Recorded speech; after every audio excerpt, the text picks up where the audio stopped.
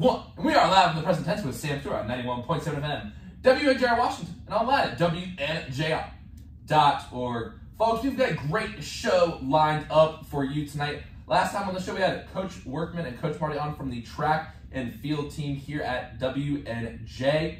And tonight, we've got a very special guest for you guys. He is the Assistant Director of Development and Alumni Communications and the photographer for your Presence sports teams here at the school. Everyone, welcome on the show tonight. Stephen Rydzak. Stephen, how are you doing tonight? Good, Sam. Thank you for having me on tonight. Happy to be here. I am very excited to have you here tonight. And, you know, a lot of people have seen your work. You do a great job. And I see these reposts of your work on Instagram, the different sports games. But you do a lot more than photography just here at the school. So as the Assistant Director of Development and Alumni Communication, what things on a day-to-day basis are you working on here at the school? Yeah, so I work in our Office of Alumni Development, like you mentioned, as our Assistant Director of Communications. Part of my job is managing our alumni social media. We have a Facebook, a Twitter, and an Instagram account. Our handle is @WashJeffAlumni. Also manage a lot of our content on our alumni website, jconnected.com.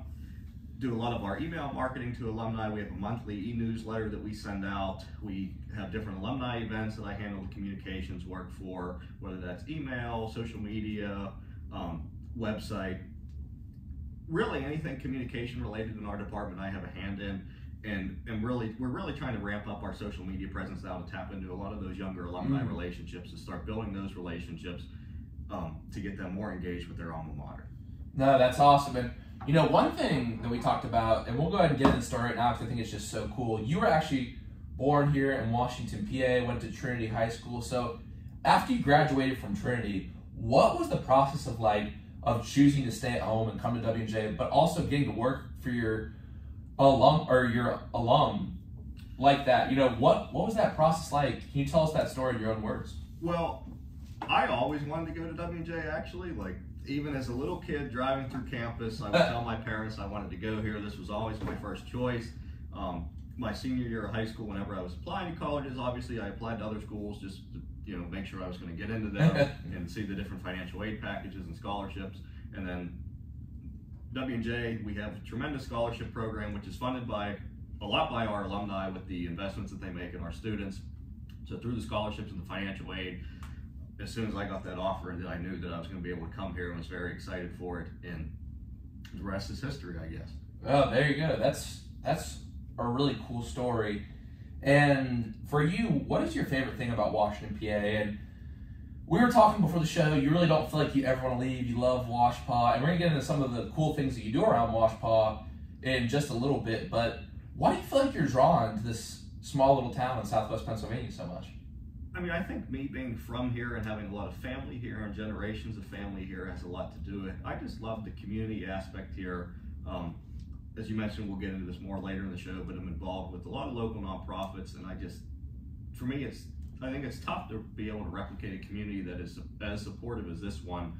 And then just a lot of the people that I've met here and the connections that I've made here, I don't want to ever lose that, I don't think. No, that's awesome. I do really feel the same way about this place. And, I never even heard of Washington, PA. It's funny, before I decided to come here. But I have definitely been very fortunate to meet a lot of those people that you're describing here. Very, very supportive people. And my next question for you, and I know a lot of people want to hear this right off the bat, is I want to talk to you about your photography a little bit because, I see, a lot of people are reposting on their stories and, they're used on the athletics page. And, the funny thing is when we were kind of talking before the show, is you said you actually started doing photography very recently. So can you tell us the story of how you got into photography? Yeah, so I think calling me a photographer is a very loose definition of the word. Hey, do you take pictures? I would say I'm a guy who takes pictures and learns while doing it. Well, that makes you a photographer. Hey, if you're having fun and learning while doing it, hey, if you're writing and you're just writing in a notebook, just poems, whatever, that makes you a writer. You know what I mean? Yeah, I do really enjoy it. But no, like you mentioned, I actually, a year ago at this time, had no formal photography experience, had no background, no training in it. Always had an interest in it, but just could not tell you what the different settings were on a camera. At that time, I worked in our Office of Communication and Marketing as our marketing and social media coordinator. And we had somebody else who worked in our office, who was our special projects manager, who actually went to college for photography. She unfortunately for us, but good for her, she took a job at Seton Hill in their development office. And whenever I was in the social media role, I relied heavily upon her for content because I needed photos to post on the college's social media. And obviously I could take pictures on my iPhone, but the higher quality photos always got higher engagement levels just because they were obviously better quality than the iPhone photos. So before she left, I asked if she could give me a tutorial on the camera. This was probably, I think, at the end of last March or early April of last year. And she showed me a few things before she left, and I started covering some campus events. And she also did a lot of our athletics photography work. Our SID, Aaron Thompson, used her a lot to help cover all the college's sports. And I got comfortable enough with the camera and being able to use it in all the settings that I started doing some athletics photography work in the fall. The first thing I did was a cross-country meet at a local park, and then did a couple football games, some volleyball, and now did a lot of basketball over the winter. Just did water polo for the first time. Yeah, I saw that. I saw that. That's cool. Yeah, so still want to call myself a photographer, but trying to just learn something new every time I'm doing it and try out different settings and try to get better each time. No, that's awesome. And, I think a lot of people really appreciate what you're doing. And one question that I wanted to ask is about the photo shoots. You take those as well, right, for the school photo shoots? Yeah, a lot of the team media days, I'll do those. What's the funniest picture someone's had? Like, because I know, like, a lot of teams have, like, they can do, like, funny poses and stuff. I thought the lacrosse, they had some funny ones. They were doing, like, bench press and stuff. Yeah. Is there a favorite you have from a media day? Man, I'm just trying to think through because there's been hundreds of photos from those media days. I would say women's lacrosse was a lot of fun to work with, and they did a group shot, which we have like a white backdrop and a green screen. The group shot was almost too big for the green screen. There's like I don't even know how to describe it. There's a picture of or maybe it's a painting of some colonial. Like they're on a boat and there's somebody looking out and they're holding a flag. Oh, George Washington. Yeah, Yeah. And then women's lacrosse did like a replica. I haven't seen that one. Yeah, they've got a lacrosse stick and they like draped a jersey over it to look like a flag, and they tried to replicate that. So that was a lot of fun to shoot that, and they had a lot of other good stuff as well. But there's been a lot of good content from all the teams. Yeah, have you ever been to Philly before and seen the Delaware or anything like that? Any of the historical sites in Philly? So I was actually, even though my family is from here, was born in Philadelphia. Really? Okay. And lived there for like the first few months of my life before I came back here. And I had gone back to Philly, maybe almost 10 years ago now, or a little bit less than that. So I have been back and have seen some of the historic sites. Yeah, that's fun. And as a guy, I'm sure, who appreciates, you sound like you appreciate history a lot. It's probably pretty cool. Yeah, no, especially local history. Yeah. Well, yeah, I'm sure we can get into that a little bit too, but I'm going to ask you about that. I think people don't understand how big of a historical place Washpa is. And during the pandemic, my grandma, during the quarantine, she gave me like a history of Washpa book. And I mean, obviously the David Bradford house right across the way. I did that on a podcast kind of story on that in my podcasting class. And then also there was actually a stop of the Underground Railroad here in Washpa. Yeah, and the Lemoyne house, I believe. Was a stop on the Underground Railroad, and then like you mentioned with the David Bradford house, David Bradford was a big player in the Whiskey Rebellion, which was kind of like the first, I would say, test against the Articles of Confederation. Yeah, the early stages of the U.S. government here, and that was really most of the action happened within Washington. And now we have the big Whiskey Rebellion Festival downtown. Really? I didn't know there was a festival. Yeah, What's that? So it's always, I believe, the second weekend in July. If you've never been here, check it out. I'm not here in the summer. Well, I mean, is there whiskey there? Do they serve whiskey? There is, so part of the revival, I would say, of Main Street there's been a lot of like breweries and distilleries. Yeah, what was it? Wash Brew House or no? Not the brewing company. And then there's the Liberty Pole. I don't drink, so I'm not. I don't like beer. Yeah. But, yeah, so I would say that's been kind of help revive downtown is that festival as well, and every year they have it. It attracts, I think the number that they say is like 30,000 people. Wow, really? Weekend. Yeah, they've got food trucks. They've got really good bands that will come in and play like folk music. Then they do like a tar and feathering reenactment as well. Really, that's sick. It's a really great way, I feel like, for us to promote that history while also capitalizing on the benefit that it has for downtown as well. Yeah, no, that's really cool. And I've always said, like, especially when I got here, I think some people told me, well, downtown Washpa has the potential to be really nice, and it's like, I think it's been revived over the last few years, you know what I mean? Yeah, I mean, definitely there's still a long way to go, but I would say in the past like 10, 15 years, it has come such a long way. Right. There's been a lot of new businesses that have cropped up. I think now that we've got a lot of not only local elected officials, but a lot of people like, for example, the Main Street manager and the Downtown Business Development Authority, players at the Redevelopment Authority, and at the county level as well, that everybody's kind of on the same page. They're all in the same field, calling the same plays, and it's really, I think, headed in a good direction. While we're talking about Washington, I didn't have this question written down or anything, but what's your favorite restaurant in the area? For me, it's got to be the Union Grill. I would probably say the Union Grill too. Permane Bros up in the meadows. I like Permane Brothers a lot. Really like the Union Grill. I also really like President's Pub a lot as well. So I've never had the food there. Or I really like the lobster mac and cheese there. I would highly recommend that. Or another restaurant I discovered recently in town is I don't know if you're familiar with Shorty's, but a little bit further down. I've heard it. Isn't Shorty's like a local? I've never had that before. Is it? Yeah, so that's like a local hot dog place that's been here forever. That's my dad always says, I bet that's good. Yeah, that's like a local institution. But across the street from the Shorty's in town on Chestnut, there's a little barbecue place called Southern Yank Smokehouse. I heard that's really good. It is very good. I really like the pulled pork sandwich, and the French fries are very good as well. So trying to get into supporting local more.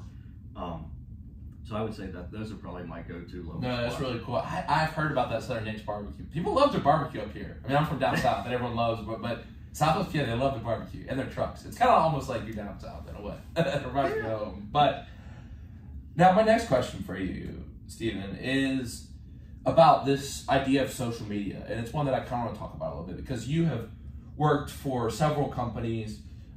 Several nonprofits. Obviously, you've worked here at W&J. And we're going to, like I said, just a second dive into some of those. But for people, and this honestly is kind of just a question coming from myself, my friend Kiki, he started this thing where he was trying to get me started Instagram. And I've kind of learned myself, but I feel like I could do more to grow my brand on social media. So for anyone who has kind of like a brand, sort of like the present tense that's trying to get started, what's the biggest things they can do to help grow their following on social media? Well, I think with social media, obviously, it changes every day, and you need to try to keep as up to date as possible with a lot of the current trends. But I would say you need to post content that's going to be relevant to your followers. Like Jeff Bezos from Amazon always says that they want to be the most customer-centric company in the world. So take that approach to it, but then apply it to social media. You want to always be thinking about your followers, your target audience, what content is going to appeal to them the most. Whenever I ran the college accounts, that content seemed to be like highlighting students at different events. They wanted to see themselves on the college social media as opposed to like if I would just go take a picture of Old Main or something. Yeah. So and then not only with keeping up with the current trends, but like a lot with the new platforms as well. I'm going to kind of date myself here, but TikTok is a platform that is obviously blown up. Yeah, it's kind of crazy, isn't it? Yeah, and it's one that I could not tell you how to use. I think it's very important that companies should have a presence on there. I think Reels, Reels is kind of Instagram's and Facebook's equivalent to TikTok. You know, Reels on Instagram. So any single video you post now goes up as a Reel, and it spins through. And even YouTube Shorts is kind of following TikTok. Yeah, and then I think there's a way that you can edit the Reels as well. Then it's like a you can edit Reels. I really need to do a better job at learning that stuff. It kind of came in after I got involved in social media. So again, that's me needing to keep up with the trend. Okay, so, and what type of things graphically tend to appeal to people on social media? Because I know you've worked in graphics a lot. And that's kind of a broad question, but in terms of what things at the college, in college athletics, what types of graphics tend to appeal to most of the fans? I always take the approach that I would rather post a picture than a graphic, just because I think that gets better engagement. Really? Or if you do need to post a graphic, like you should try to make it as simple as possible and try to leave as much as the original photo intact. Just because to me that, in my experience, that's always gotten higher levels of engagement. Like for example, I do a lot of work with the Pony League World Series, which is a local international youth baseball tournament, one of the largest youth baseball tournaments in the world. And like, we'll post graphics like highlighting, like we'll do a mascot night, a Pirates night, a military appreciation night. We'll post graphics promoting those, but then we'll post like photos of the nights and like the events as they're actually happening, and those get way better promotion, or for way better numbers, I should say, than the graphic itself. So I would say, like, again, keeping your audience in mind, because to me, if I'm on social media, I would rather see a picture of somebody actually involved in something than just the graphic promoting. I see. Now, one thing you mentioned there was the Pony League World Series, and this is a big thing throughout your bio. I found lots of information. You working with them in various capacities. Since May 2019, you worked with them. So, what is the Pony League World Series, and how is it important to Washpaw? And for those who don't know what Pony League baseball is, could you explain that a little bit? Yeah, so Pony League was founded here in Washington actually in 1951 with 6 original teams. What happened was, at that time, Little League baseball ended at age 12, and high school and American Legion baseball didn't begin until age 15. So there was no organized youth baseball for 13 and 14-year-olds really? to play. So Pony started here. A gentleman named Lou Hayes, who was a sports writer at the Observer Reporter, got together with some other local community leaders. They founded Pony League as a league for 13 and 14-year-old boys in 1951 with 6 original teams here. 1952 grew to over 600 teams across the country. Wow, just 1 year? Yeah, so it really spread fast. And then the first World Series was played that year. Actually, the World Series is now played on Lou Hayes Pony Field in Washington Park, but the first World Series was played in 1952 on the practice football field for Wash High. Really? Lou Hayes Pony Field wasn't quite ready yet, so that field was started for use in 1953, but San Antonio, Texas won the first World Series in 1952.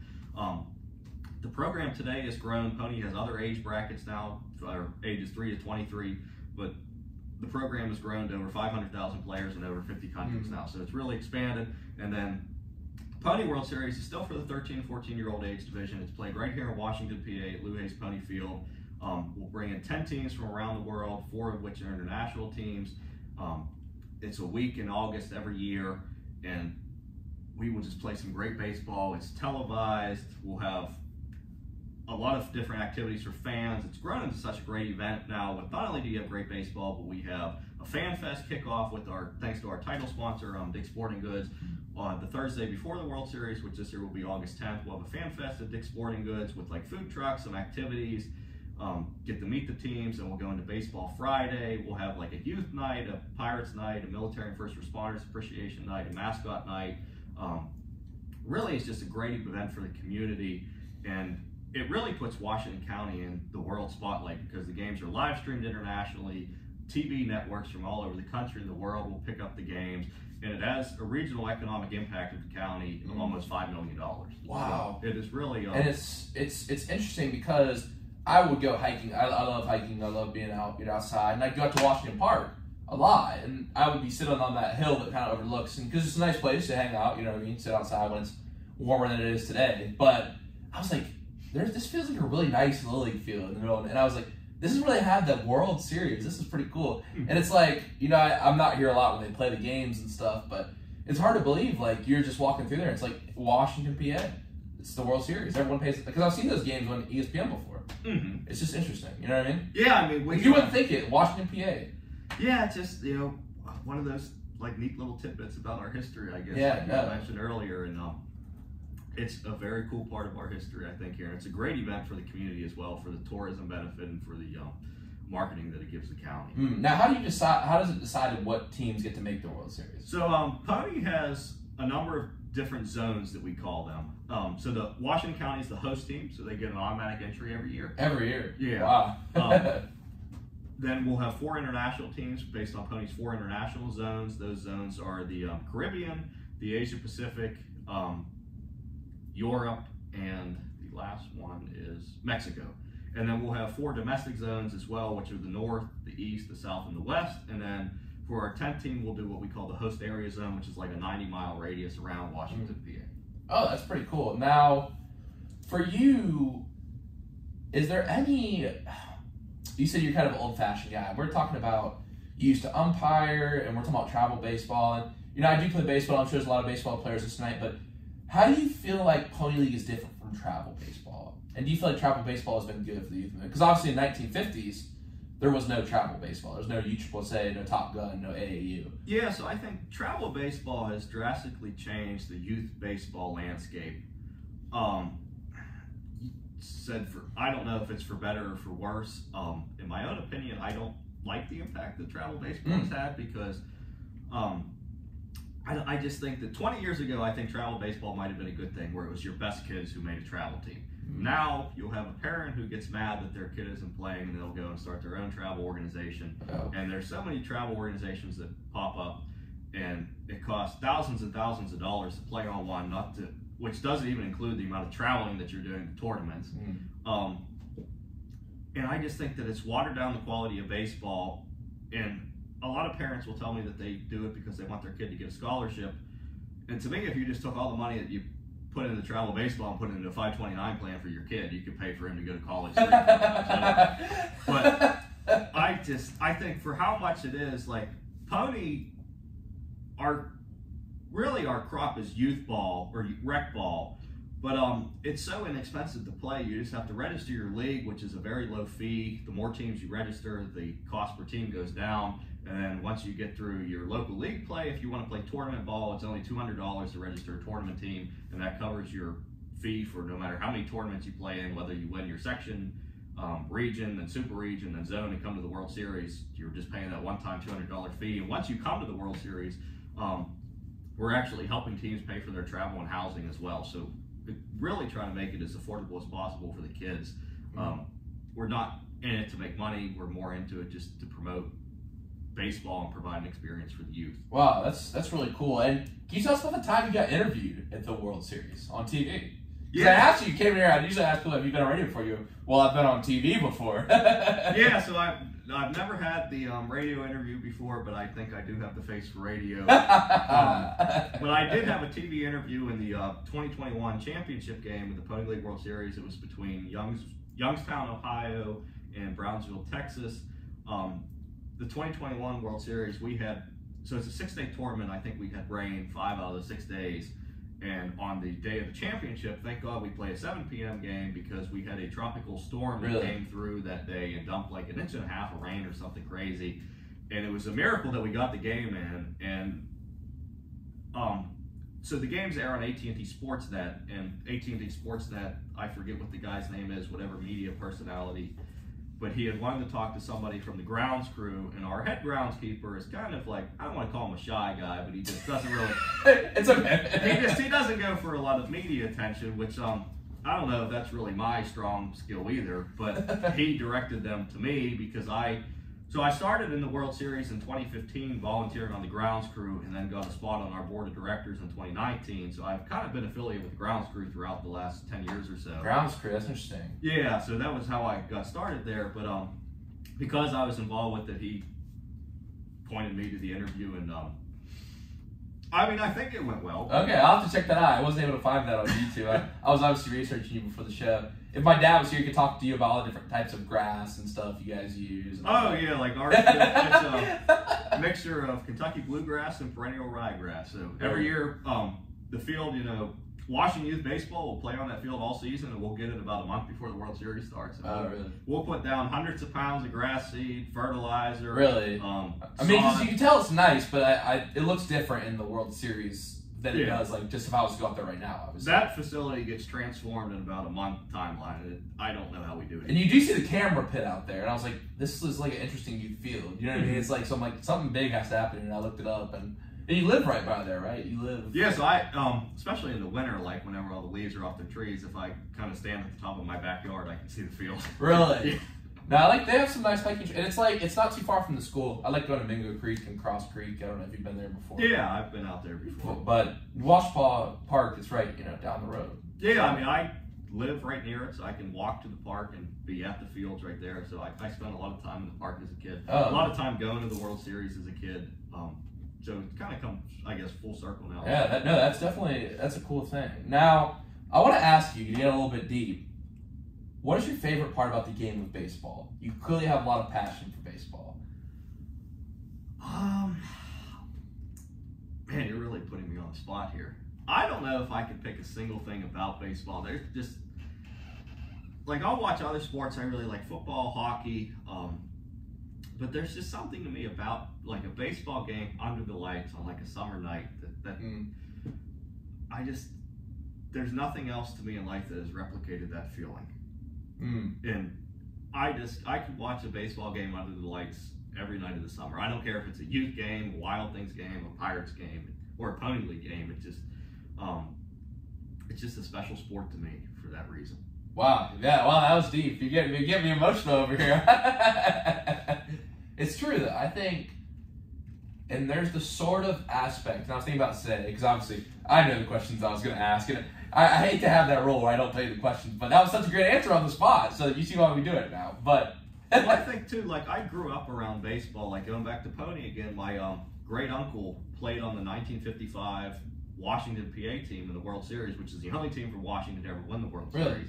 And then my father worked at Pony as an intern in I think the 1980s. So one of my favorite memories growing up was just like going to the World Series with them and my friends and family, and then also just talking to them and hearing stories about the organization's early days, and just I guess kind of started an affinity not only for baseball but for the World Series. Wow, that's really cool. And I feel like I was thinking about this today. Like baseball, it's such an individual sport. Only one guy can pitch the ball at a time. Only one guy can hit the ball. And it is kind of like who is the better player in that moment. It's not like football where you might have to avoid two guys. You might have to throw a pass through a formation. Like it's you and the batter. But also, maybe if you do the correct thing, you get a ground ball. Maybe your fielder doesn't field the ball. So it's very similar to life, I feel like, in the sense that you have to do your best, but you also have to be part of the team. And it's very individual and very team-oriented at the same time. Whereas like golf and wrestling, yes, you are part of a team and there's points and stuff, but it's individual. You're impacting the field doesn't impact anyone else. In football, you're constantly tied up with other people are doing. You don't have any moment to say, it's just me versus this guy who's going to be the better man on this pitch. You know what I mean? Mm-hmm. Yeah, I mean, it's definitely like, everybody's got a job to do, so I guess there is a team aspect in that part of it, but you know, like whenever you're up there in a bat, it's just you against the pitcher, and it's one-on-one, and you just got to win your battle. What position did you play when you played ball? So whenever I played like youth baseball, going up through like the different age divisions of like Pinto, Mustang, Bronco, I played a lot of second base, and then I had a really good arm, so I got moved to third base. Unfortunately, missed both years of Pony due to some concussion issues I had from whenever I also played hockey, and I came back and played high school baseball, and then kind of transitioned to the outfield and played a lot of left and center field as well. No, that's awesome. And you said you were thinking about playing baseball in college, right? But you had some injuries. Yeah, so I actually got an offer, or I guess, I don't know if it was an offer or more of like a letter of interest from Allegheny College to see if I wanted to play baseball up there or maybe even consider it. But I didn't think it was the right fit for me. I was I was a decent athlete, but I wouldn't say I was ever like a standout baseball player. But just wanted to focus more on my academics, and then wanted to go here and just kind of get the degree. I worked all through college too, so I got to be honest, I don't know how our student athletes balance the It is a central theme of this show, because I think you have people who are very academically motivated, but they're also very, very intense competitors on the field too. And I think, at least, I feel like to answer your question from what I've heard of people on here, is that competitiveness spills over into the classroom. It's like some people just can't lose anything. They can't lose on a test. Like it's almost like a personal indictment of them if they do bad on a test. And it's like it's that motivation. You know what I mean? Yeah, I mean, I don't know if I could have balanced it between the academics, trying to work throughout the semester. I don't really know if I don't really regret not playing because I've stayed involved in sports in other capacities, but you just gotta, I guess, appreciate every game that you have because you don't know whenever. I agree. Now, back to your photography a little bit. What's the biggest advice you'd give to young photographers? I know you're still on your journey and you're still learning, but we had Socrates Boulis on a couple weeks ago, and he talked about some of his photos. And he does photos for clubs and different organizations. I don't know if you met Socrates. I have not. He does the football social media. Okay. Yeah, and he takes those football pictures. So. Yeah, no, I would love to be able to meet him and have a conversation with him. But I mean, honestly, like, really, there's three different things in photography you need to know on a camera, and that's your aperture, ISO, and shutter speed. And being able to control how those three things and know how they interact with each other to affect your lighting, which is the main thing. You don't want to be too overexposed or underexposed. You just need to basically play around with those things and see how they affect the different lighting settings on the camera and be able to find a sweet spot between the three of them. Have you ever heard of light painting before? Long exposure photography? I have never tried that. I told you, I'm kind of into the more of the nature, like, creative side. I could never do sports. I think it just takes a different, and I might even let you, I have a question for that in a sec, but light painting is like, so long exposure, like obviously you slow the shutter speed very slow, make it dark, to turn the ISO low, so it's very dark. and then you click the camera, so maybe like a minute shutter speed. You like draw, and then it'll catch your drawing with a light.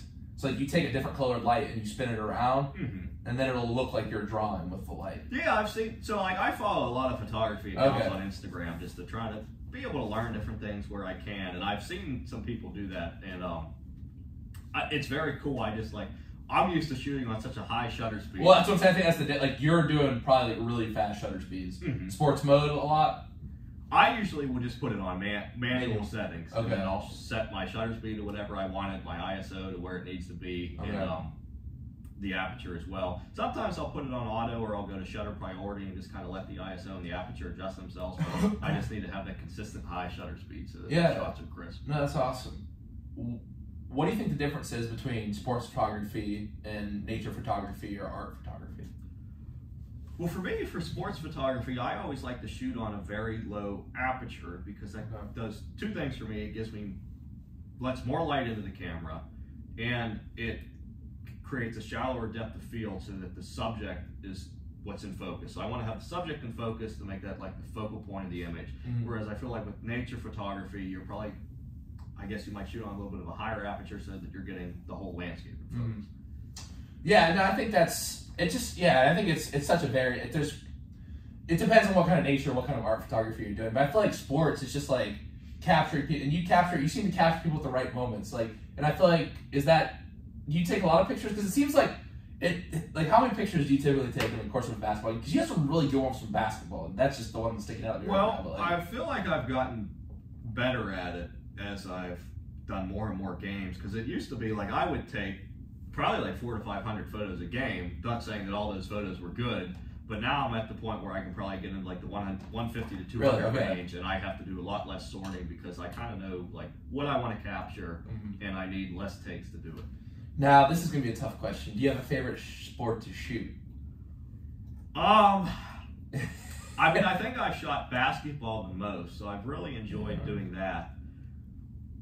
I don't know if I have a favorite yet because there still are some sports that I haven't done. For example, which ones do you want to do that you haven't done? I think next week I'm going to do tennis for the first time. So that should be interesting. I just did water polo for the first time yesterday. I've done baseball once. I still need to do softball. Then I've done women's lacrosse. I still need to do men's lacrosse. I've done one thing I will say is I did one volleyball match, and that might be the hardest sport that I've ever had to shoot. Really? Yeah, just because like there's not really any good place to stand. You almost have to go like up in the first level of the stands, and then I don't really know a lot about volleyball, so I was like focusing on one girl at a time, just hoping that the ball was in there. Or if it was somebody close to the net, like I kept getting the net in focus, and I would lose focus on the player. And I would like to be able to get better at it, so I'd like to be able to shoot volleyball a lot more and be able to practice at it. It was a lot tougher than I thought, and I think it was definitely tougher than the other sports that I've done.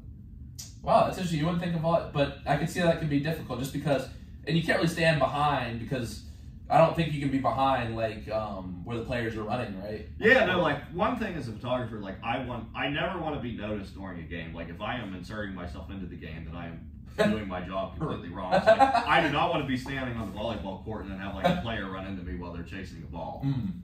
Have you seen those photographers in the NBA like sit right by the court side? You know what I'm talking about? Like right, I'm like, wow, you just got like huge dudes just flying at you all the time. It's like you're hanging in there and taking the shot.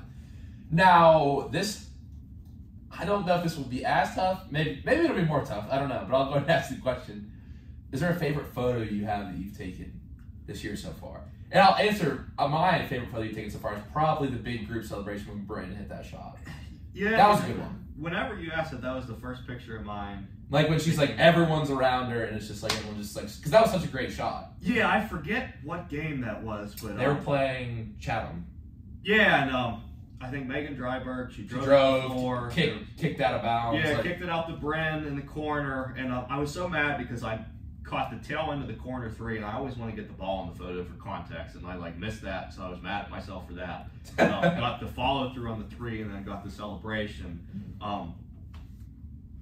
I would say that's probably the one that's gotten the most engagement of all the pictures I've taken. But and then also another thing that I got to do that was cool was whenever we inducted, or John Luckhart, former W&J football coach, was inducted into the College Football Hall of Fame. We had an alumni event during one of the football games in the fall. I think it was against Carnegie Mellon. So, kind of getting to photograph him and that event and talk to him. Really cool guy, had a lot of good stories. So I think that was a very memorable experience as well, just because that was, I guess, probably one of the more prominent people that I've photographed. Wow, that's really cool stuff. I do remember that ceremony against Carnegie Mellon. That was quite the day. That was pretty cool to see him out there, a living legend, and that was pretty cool to see him back. Now, to get a little bit deeper, Stephen, you're a very motivated guy. You obviously did very well in school. I know you wouldn't like this, but I don't want to go into all your awards because I know you wouldn't want the attention on you. But you're a very humble guy, very hardworking. So what motivates you? Well, I don't know if I have a specific source of motivation. I know that you do like a quote segment at the end of each show, but there's one quote, and I forget who it's from, but it's, it basically says the only person I have to be better than is the person that I was yesterday. So I'll admit, I'm not perfect. I make some mistakes, more so than I'd like to, but I try to learn from those and be better each day than I was yesterday. Where do you feel like that learning? I've heard you say the word learn a lot. And I was just talking about this with my friend Alec, who runs B-Sides Vintage, and he's also a very motivated guy in the clothing field, and he's always trying to improve things. And he told me, he was like, school should teach you how to learn. And I feel like instead of just you're not learning, because you're one of the people, I guess I'm trying to say is I feel like certain people, you feel like you can only learn while you're in school, but you keep talking about learning, you want to learn new things. So where does this drive to learn come from? I mean, I honestly credit it a lot to W&J, class of 2021 here, but I really think the liberal arts approach, obviously you learn a lot about your major, but I think, it forces you to try out all these other different areas and subject fields, and I think it really teaches you how to learn, because then you're like, okay, what do I know, what do I not know, and I had to take a stagecraft course here. With Dr. Shaw? Yeah. He gave us a tour of the theater in theater class the other day. I would have never even looked at that course if I didn't need to get I think it was an art credit that I needed to get from it. But I would have never taken that course if it wasn't for our liberal arts requirements. And I walked away from that course with a new appreciation, well, I guess with an appreciation for theater, because I had really no knowledge of it beforehand, but also we learned stuff about lighting in that course that I now apply to my photography work. So that's really cool. I just think the liberal arts approach, it not only teaches you how to learn, but it teaches you how to make those connections across different disciplines, and I really think that's what gives our students an advantage whenever they graduate from here and then start looking for careers. Oh, that's really cool. You might have to show me some things. I told you I'm working on a documentary right now, shooting with my DSLR. You might have to show me some things about lighting sometime. Maybe do you have an office on campus? Yeah, I'm right up in the alumni house, right above Olin here. Where is that? Where's the alumni house? So if you're walking... Is that where they meet prospective students? No, that's admission. Okay. So alumni it's across the street from Burnett. If you're walking up the hill, I think there's some staff housing up there. I think it's either Wade or Whitworth, but we're between Olin, and there's another house. I know people on radio can't hear me, but that would be that way? Yeah. Okay. So, we're right up the hill from Olin, basically. Okay. I know where that is. Okay, cool. Now, my next question for you is, I don't usually ask the people who aren't students who are in school right now, but I'll go ahead and ask it to you. Stephen, if you could go back to your freshman year self on the first day of college, the first class you ever walked into, and you could talk with that kid, what advice would you give him? I think it would be, because I am always a high-stress person whenever it comes to academics, so I always had to go for an A, wanted to get that 4.0 GPA, but that comes at the trade-off of I was probably not as involved on campus as I would have liked to have been or as I should have been. So I think going back, I mean, obviously the grades are important, but I feel like the campus involvement is just as important as well. So I would have liked to have been able to get more involved on campus. Then as I was starting to get more involved, that was unfortunately whenever COVID hit during my junior year. So I almost feel like it was a blessing that I came back to work here, Because then especially whenever I worked in the Office of Communications, because I was able to cover a lot of stuff on social media, a lot of events that I didn't get to go to as a student that I then was at least able to go to as a staff member and get that side of it. Wow, that's a really cool story. Thank you for sharing that. I appreciate that. Now, my next question is always a stumper, so I'll go ahead and ask it. What is something in your life that you're proud of? I would just honestly say, like, my community involvement. Try to do a lot to help our local community. We've talked about Pony a lot on this show, I feel like, but that is such a special experience, I feel like, that we are giving to kids from all over the world. And just the stories that they tell us about how they get here. Like, we'll have teams that will come here from, like, Puerto Rico, the Dominican Republic, and, you know, they don't have a lot down there, and then they will come here and we will give them all this equipment and we'll help pay for their travel and their housing here. And just to be able to see the impact that has on youth from all over the world, and then also the impact on the local community, I just love that I'm able to play a part in that. Wow, that's so awesome. Thank you for sharing that. That's such an awesome thing. And my last sort of deep question tonight for you is, if your life was a book or a movie, what would it be titled? Oh, man. You know, I don't know off the top of my head. Whenever I was in high school, I had a sociology teacher who, I think one of the questions on one of his tests was similar to this, like, if your life was a TV show, what would it be called? And at the time, I said, like, a show about nothing, because I don't know if you're familiar with Seinfeld, but Seinfeld was... Or a show about nothing, yeah, okay, yeah. So, like, I don't know, I feel like I have some weird things that happen to me in life, for better or for worse, but just so I can relate to it on that aspect, but I don't think a show about nothing would be appropriate title, but I want to be remembered as somebody who, you know, worked hard, tried to give back, and just helped others. So that's ultimately what I'm going for, and then I would hope that if there was, which I doubt there will ever be, a book or a movie about me, that it was portrayed in that aspect at least. What about this? Since you take photos, you try to help people.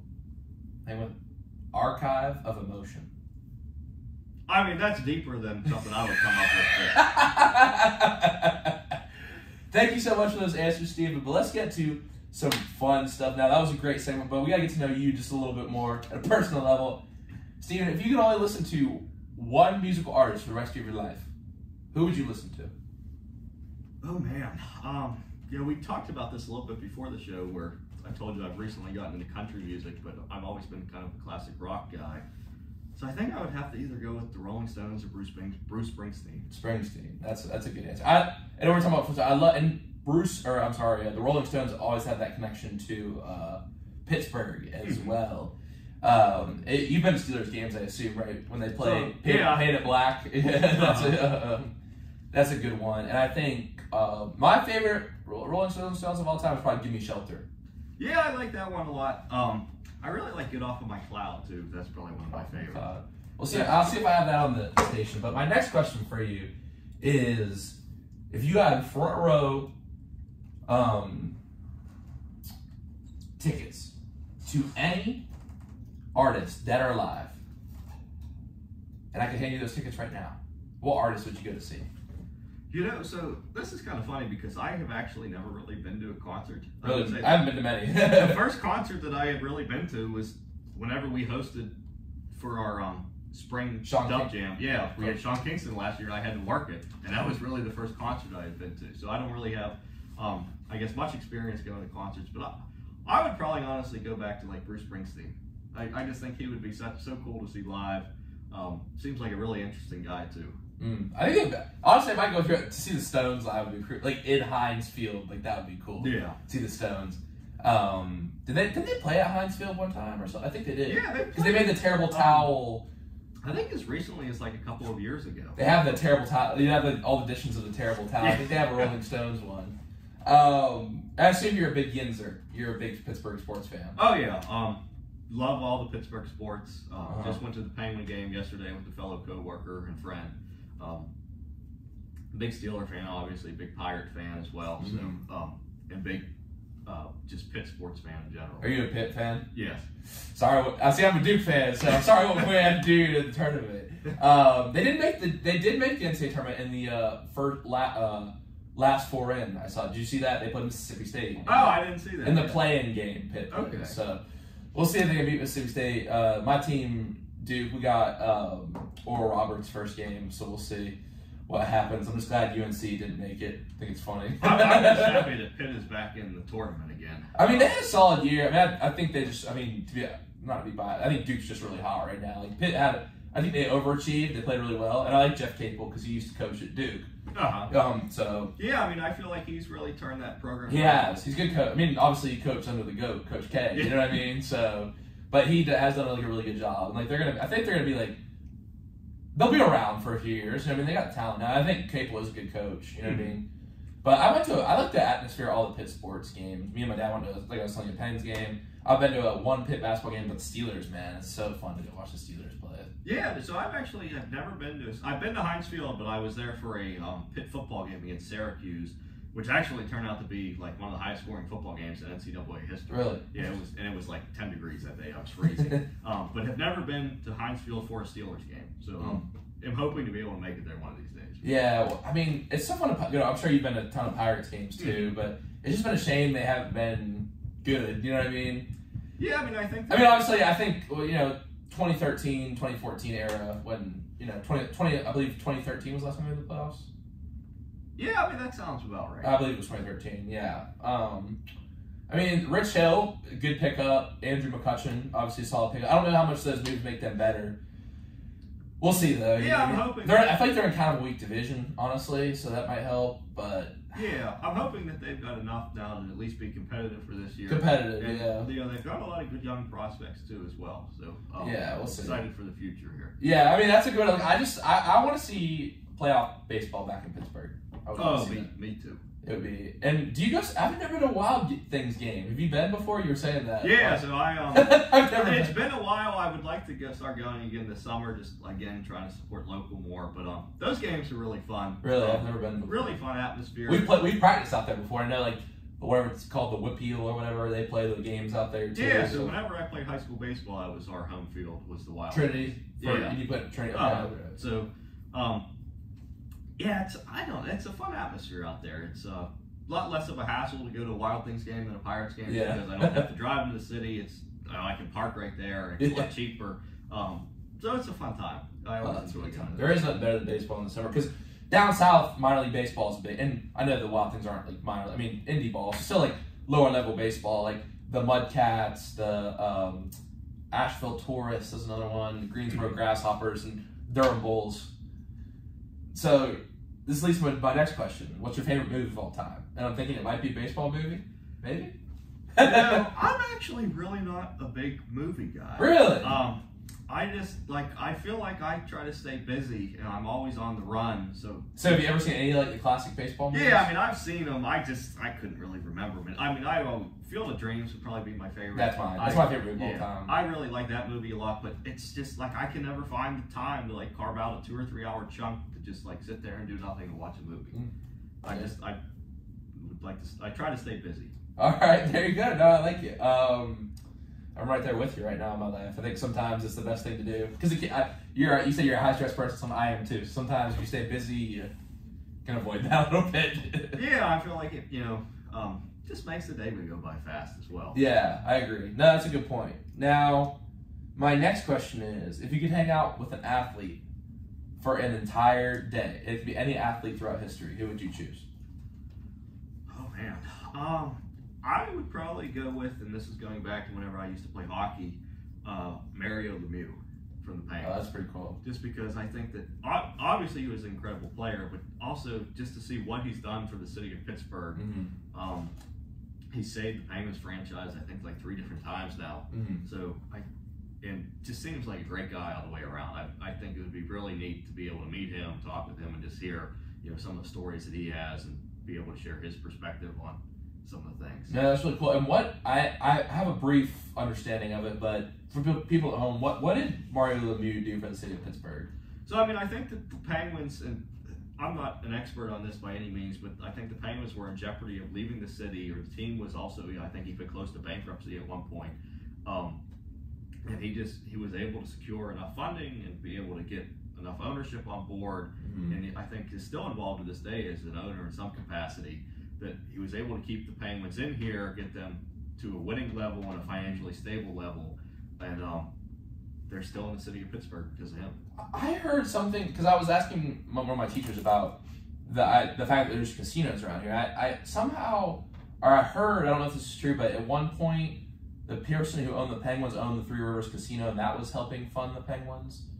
I don't know if that's true or not. I mean, I know, like, from going to yesterday's game, I saw Rivers Casino. Yeah, I think it's like a major holder, like somehow they're connected or something like that. Yeah, so I mean, I know that they're a sponsor, but outside of that, I don't know. Right. Yeah, I'm gonna have to research that more. I was here about that. I think there's some connection there, because I know, like, Southwest PA, there's certain bills passed that allowed casinos or whatever. So I think that there's some sort of, like, that was one of the things that helped save the team as well. And it was just interesting because, I never thought about the Penguins leaving. Like, you never think any Pittsburgh team would leave. You know what I mean? Yeah, I'm thinking, like, the casino connection. I don't know about Allegheny County and the Rivers Casino, but for example, like in Washington County, we have the Meadows Casino, and part of the way the casino benefits the community, not only from the jobs and the tourism that it creates, is we have something in Washington County called the local share account, or the LSA for short. And basically what it is, it's a tax on the casino revenues that then get put into a pool for different grant funding for community development projects. So, like, we've gotten LSA money at the World Series. I think we made a number of facility, like hundreds of thousands of dollars worth of facility upgrades thanks to, like, the money generated from the casino revenue that then goes into the LSA pool. Interesting. That's really cool. You know, like, all the local jurisdictions and histories of Washington County. It's pretty cool.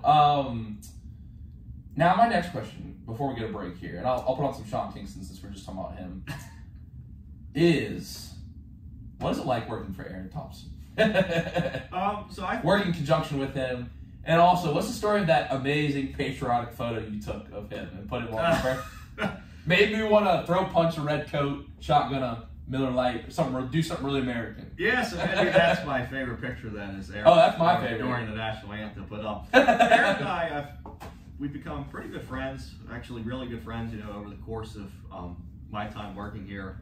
And then as I've done more and more stuff with athletics photos, have gotten to know him a lot better and gotten to work with him a lot more. So I really enjoy working with him.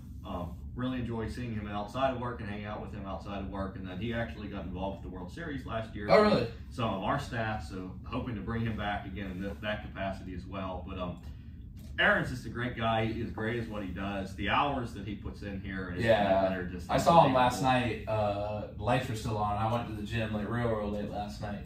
Yeah, I mean, like, I'll be here sometimes after games, and he'll get here at like 9 o'clock in the morning, and he'll be here till like 11 o'clock at night, and then he'll come in on the weekends too. And I love sports, but I don't know how he does it. Yeah, he does a lot for the school. And I do have some more questions kind of about things you've done in your journey, and of course we'll get to our Quote of the Day segment, but first we're going to do our trivia segment here. Now, one thing we haven't talked about yet is your kind of choice to be a German major here at the school, and my question has to do with Germany today. So before the break, we'll ask you a question, and then we'll get to your answer after the break. Which car manufacturer is not a German car manufacturer? Is it A, BMW, B, Mercedes-Benz, C, Volkswagen, or D, Skoda? We'll get your answer after the break. Listen to the present tense with Sam Stewart, 91.7 FM, WNJ Washington, online at WNJR.org. You're listening to 91.7 FM, WNJR Washington, and you can find us online at WNJR.org. You do. What was choice B? Skoda. Did you ever take a trip to Germany? I did not, so I was only a minor. I misspoke. No, you're good. But and then, like, I thought about converting to a major, but then that was also whenever COVID hit, so then a lot of the study abroad stuff was put off. But no, I've never been over there.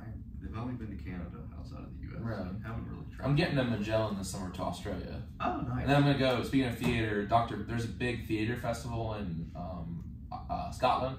So I'm going to go with Dr. Marriage to that and tour Scotland. Nice. So I like to travel a lot, so I'm going to try to do it before I graduate, everything. So, Yeah, but that's pretty cool. That's pretty. Can you still speak fluently? You know, I have not kept up on German. Really? I'm in French right now. I'm not a big language person. It sounds like you were.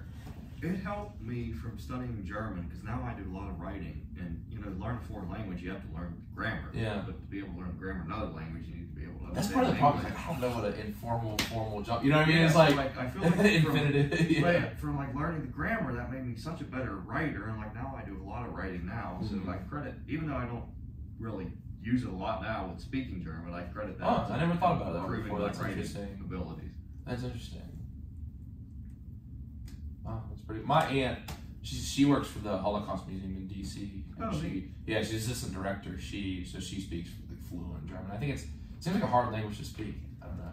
Yeah, I mean, like French is pretty hard too because it's the continent. Like at least Spanish, you have accents, but I feel like French, you don't pronounce any of the continents. And Germany, it sounds like you really pronounce them like hard. The continents hard. Yeah, I mean, like it's a very methodical language, I guess, with like all the different tenses and everything, and there's a lot of like set rules.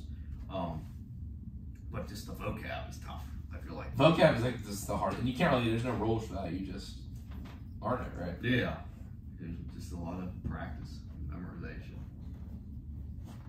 Yeah, I do like the liberal arts. I just wish they didn't make us take a language. I understand why, but like I think that's what a lot of people struggle with. But I don't know. It's a good thing to know, though. I think it is too. You learn a little about culture too. Yeah. I mean, I'm sure I'll probably say that when I'm done with it. Like I'm just one of those people. I just don't get it. You know what I mean? I just try. I don't.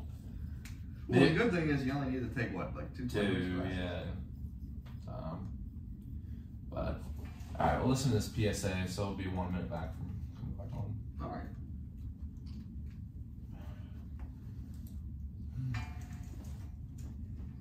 Do you have your answer?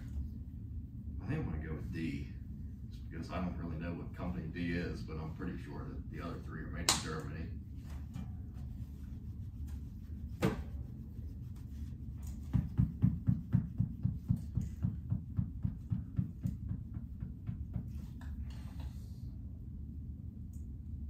That was a tough question with the what's your favorite sport?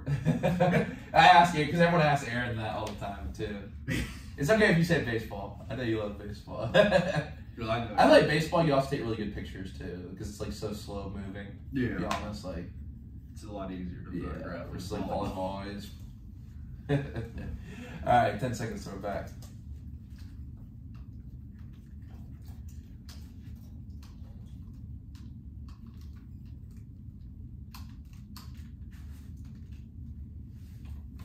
And we are back in the present tense with Sam Stewart on 91.7 FM at WNJR Washington and online at WNJR.org. Today we're talking with Stephen Rydzak. He is a photographer here at the school and also the assistant director of development and alumni communication. So, Steve, before the break, we asked you your trivia question, and it was, what car manufacturer? It's not a German car manufacturer. Is it BMW, Mercedes-Benz, Volkswagen, or Skoda? I think I'm gonna go with Skoda. I don't know that brand, but I'm pretty sure the other three are made in Germany. So that's correct. That's correct. 1 for 1 tonight. Congrats on winning. That's actually made in the Czech Republic. Oh, neat. And I want to include that because my high school head coach, he is one of the coaches on the Czech Republic staff. I don't know if you've been following the World Baseball Classic that's going on right now. Oh, no kidding. They won a game. Which is like a big deal for them. They're 1-2 right now, unfortunately. You just flipped it. You just flipped the earpiece. Yeah, so it's like that. I'm struggling with No, you're good. You can put it on your neck if you want. It's just more comfortable. Yeah, you're all good. You're all good. Now, have you been following this World Baseball Classic? Did you watch the USA game? I didn't get a chance to check out the USA game. They play Mexico tonight at 10. You know, I have not followed as much as I would like, but I've tried to keep up with the scores. But yeah. So the Czech Republic did win, you said? They won their first game. They've lost the next two. They won their first game against China. USA obviously won against England last night. A little revenge for the World Cup. I know I saw a lot of people posting about that. Like, it's our sport, so we gotta win it now. But I don't know. The USA lineup's stacked. They're stacked. I mean, I don't see a reason why they should lose, but yeah, I don't know. It's hard to say. You know what I mean? But I mean, Puerto Rico. I mean, they got Marcus Stroman playing. He played for USA last time. He's playing for Puerto Rico now. He could be a guy that's a buzzsaw to run across. You know what I mean? And in a championship or semifinal scenario. So I'm sorry, championship scenario. They're not on the same side of the bracket, but I think it's fun, and it's been gone for the past, the recent past because of COVID. But I think it's a fun thing to watch. I like watching baseball, and I'm not really a big fan of watching spring training, so I think it's more exciting to watch. Yeah, I think like the U.S. is definitely very strong in baseball, but like I wouldn't be surprised honestly if over the next couple of years if the team that you're seeing to beat is Chinese Taipei. It's because like at the youth level, like for example the Pony World Series, like they win just about every year, or they're in the championship game every year, and they are so good. And I just think that like once they start getting to the pro age, that I think you're going to really see a lot of good baseball players. Really, I mean, you see a lot from Japan at this point, and obviously from the Caribbean. Like you see a lot of great baseball players coming out of there, in Puerto Rico, Dominican Republic. We'll see what happens. I don't know. Japan looks very solid too. I don't know. I'd probably say if I had to pick a team to win, I feel like I gotta go with USA, but I feel like Japan would be my second choice just because the amount of talent they have on that team is just unreal. But I don't know. It's fun to watch. I enjoy watching it right now. Do you have a World Series prediction for this year?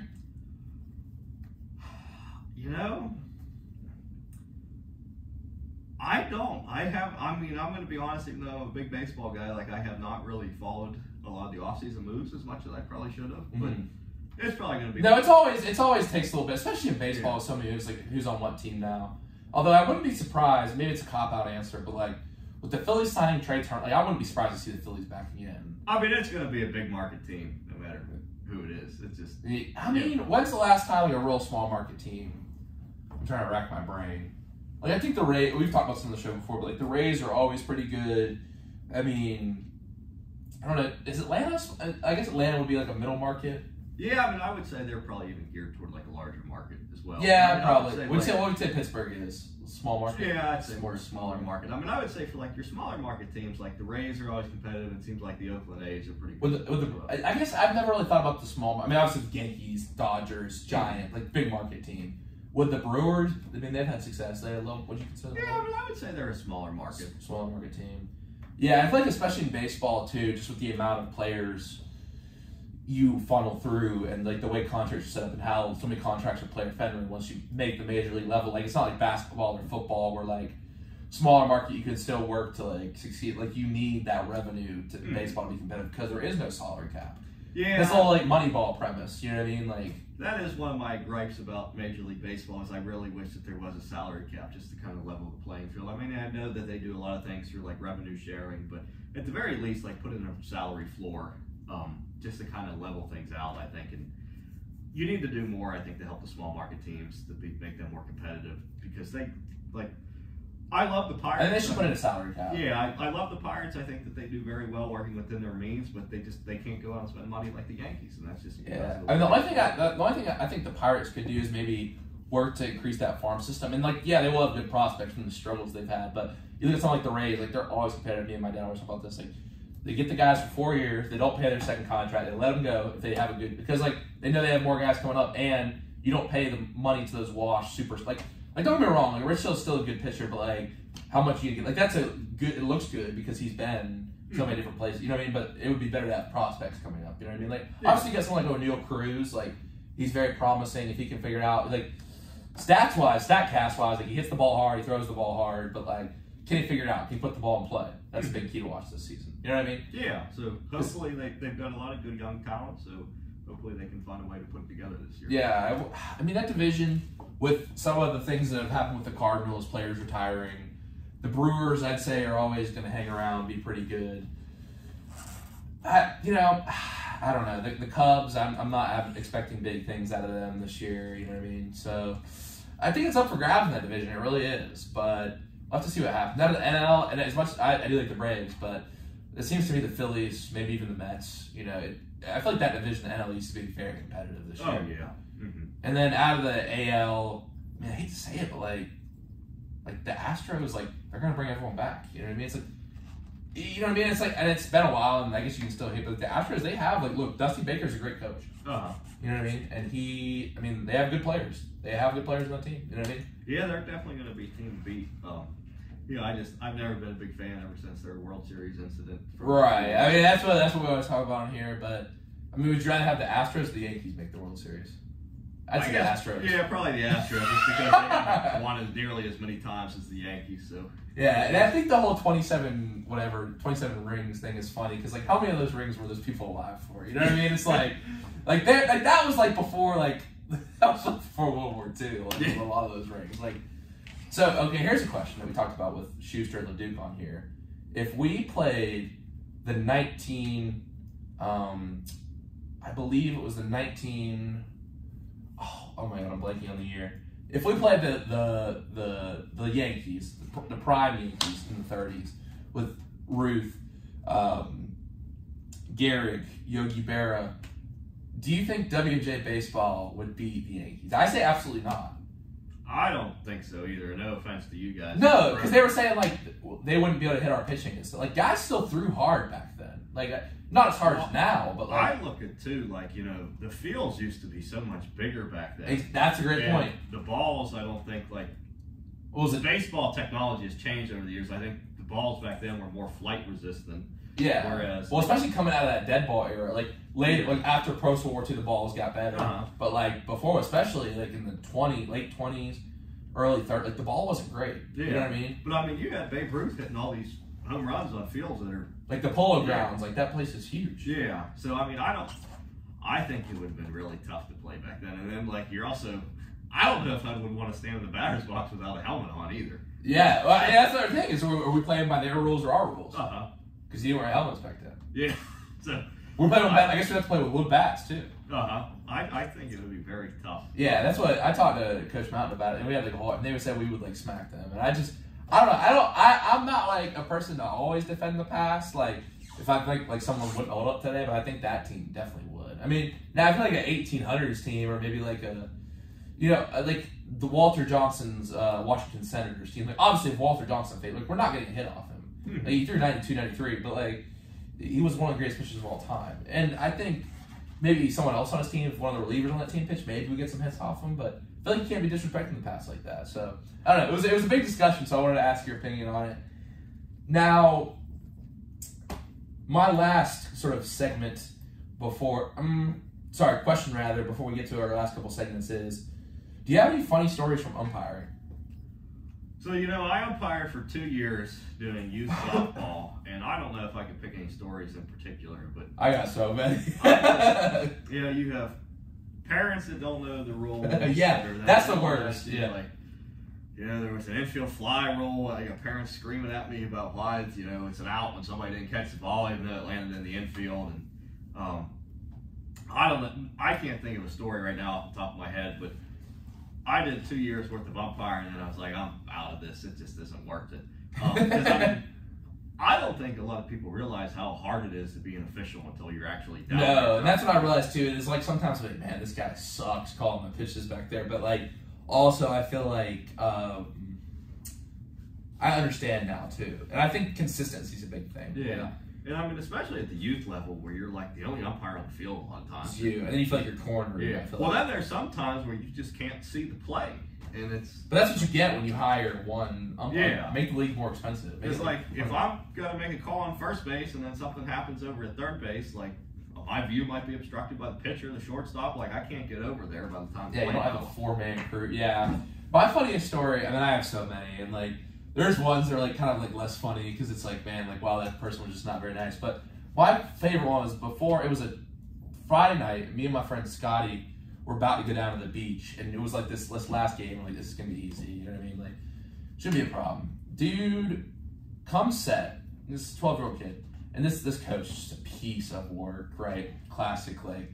He's got the cargo shorts on, got the cell phone holster. I don't even know what this dude's doing. I don't know, but anyway. So he's a right-handed pitcher. Right-handed. I'm sorry, I gripped the ball. Right-handed pitcher. He comes set and he stands up like this, lays his leg, and throws the ball to first base. And obviously, that's a balk, right? If he's right-handed. And the coach comes out and he argues and he goes, "We saw Oklahoma State do that thing today, and we were listening to the coaches talk about how it's illegal." I was like, first of all, I guarantee you no one at any level of college baseball, D1, D2, has ever done that move before. I have never seen that. And he was so convinced. I'm like, it's just like, it was almost like such a basic rule that I was like, I didn't know how to explain it to him. You know what I mean? I don't know if you've heard. It's like you can't explain someone to why it's an infield fly. Like you can't. Like, Yeah. it's just a rule of baseball. I mean, I've had like not umpiring, but as like a tournament director for Pony. You know, because then I'm like the decisions committee if a coach protests the call. So I mean, I've had incidents like that where one time we were playing on a field with a temporary fence. There's a tournament. There's a long fly ball hit the deep center field. This kid was running back, and there was like this little, like 2-foot high construction fence, and everybody's view was obstructed by the center fielder. But the ball landed on the other side of the fence, and the team that hit it said it landed over the fence, but the team in the field said it rolled underneath the fence. But nobody could see it. And the umpire on the field called it a home run. And, like, you can't overrule that. I mean, it's not like we can go to replay, but whenever I umpired softball, though, now that I'm thinking about this, I had a dog run on the field. A dog? Yeah, what? In the middle of the play. So, like, I had to kill the play, and, like, there's all these girls running around the bases, the ball's in the outfield, and there's a dog running on the field, and it's just pure chaos. So, there's... That's a pretty good story. That's a pretty good story. Youth sports are a wild time. Yeah, no, that's awesome. Now, one more segment here before we go to quote of the day. This is the Would You Rather segment. So my one, I took a little time to cook this one up for you tonight. But, here we go.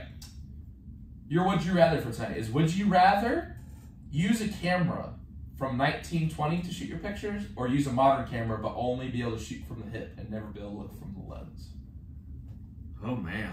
Or the display screen. You can't look at the display screen or the lens. You have to just always shoot from the hip like this. I guess I would probably have to go with the 1920. I would say too. I think it would give it like a cool vintage look. It would look cool. Yeah, I mean, now the sports, it might get a little motion blur because of shutter speed. But I think that would be cool. Yeah, but like if I'm shooting from the hip, I can't even tell what I'm focusing on. So yeah, even though if it's not blurry, I might be. You'd have to take a lot from the hip, I would think. Yeah, but I don't know. That's tough. I mean, I think it would be neat though to see what camera technology was like back then. Yeah, it is like the evolution, because I know there's like the whole, and I think even I just have read some on the camera, like I know little basic stuff just like the shutter, but like the way it reflects light and stuff is obviously, and the way it's gotten better over time. I think the hot new thing now is I see people like at parties, if I ever, get out there and kind of go to one or whatever, hang out with my friends, it's like people will take those like disposable Polaroid, like the Polaroid thing it's coming back, you know what I mean? Like, and I would love to get into it, but it's also like, the other thing I realized too is like you buy it, it's like $100, and like the film replacement is like $40 for like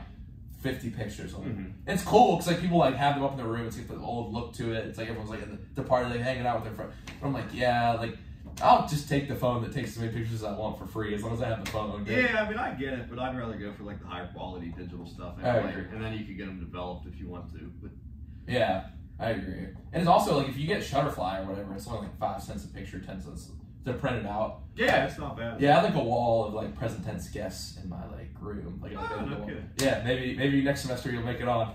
Nah, definitely for sure I'll get a picture of you up there. But for our pick after the show, but it's not time for that yet. It's time for the quote of the day. Stephen, this has been a really fun show, and you're a big quote guy. You said you had folders, and the first time I talked to you on the phone in Aaron's office, you were talking about how you love the quote of the day segment was your favorite segment. So I'm excited to see what you have cooked up for us tonight. Give us one or two that you're really feeling tonight. Yeah, I love a good quote. I have a folder and notes on my phone of like kind of the favorite quotes that I've kind of came across over the years. So we talked about earlier, I'm kind of like an old school guy. And there's a quote from the Andy Griffith Show, which is probably my favorite TV show. What it was football. What's that? Have you seen that skit, What It Was Football? No. It's not from the Andy Griffith Show, but Andy Griffith. It's called What It Was Football. It's a guy who goes to the football game the first time ever. He's like describing it. It's really fun. I'll have to look at it. Yeah, you should definitely. I think you'd like it. So you are familiar with the Andy Griffith? Yeah, he's from North Carolina, I believe. Yeah, he's from a town called Mount Airy, North Carolina. And isn't that where they shot the? I've never watched it. I've never really got into it, but yeah. So it's filmed in North Carolina, right? Yeah, so it's like this fictional town called Mayberry, which is supposed to be modeled after Andy's hometown, and then the other lead actor, Don Knotts, is actually from Morgantown, West Virginia. Oh, interesting. So, Don Knotts plays this deputy sheriff named Barney, who's kind of like this little bit, I guess, crazy off-center kind of guy, and then Andy is just very wise, and he's taught Barney a lot. And there's an episode of the show where Barney has gotten himself into trouble, and he's getting himself out, but he's talking about one of the things that Andy has taught him. And the quote is that, it goes like this: when you're dealing with people, you do a lot better if you go less by the book, but more by the heart. So That's just Wow, something that that's a good one. Yeah, I've tried to not lose sight of that. I mean, I think it's tough in today's world because like there seems like there's all these proper policies and procedures for everything, but I just think whenever you're dealing with people, you need to keep it on a personal level and just have that empathy for others and be able to try to help them, support them, and understand what they're going through and walk in their shoes. So I don't know, that's just something that I've tried to take with me and apply to my relationships, whether they're personal, professional, or just for everybody that I meet. Wow, that's a great quote of the day. Stephen, thank you so much for coming on tonight. This has been a lot of fun for me. Great quote of the day, great answers, and I hope everyone can learn something from the show. We had some laughs and some good times, but I feel like there was also a lot of good information here as well. So Stephen, once again, thank you for coming on. I look forward to seeing you out at our games and seeing what kind of photos you come up with in the future. Yeah, thank you again for having me on, and I'm excited to see what you guys do on the baseball field this semester. All right, yeah, I am excited too. We got Geneva on, it just got moved to Wednesday, and then heading down to Florida. So, a lot of good teams there, and I'm excited to see what we do. Probably have someone on from the baseball team on the show next week, our last episode before spring break. But until then, everyone have a great night. Remember to live in the present tense.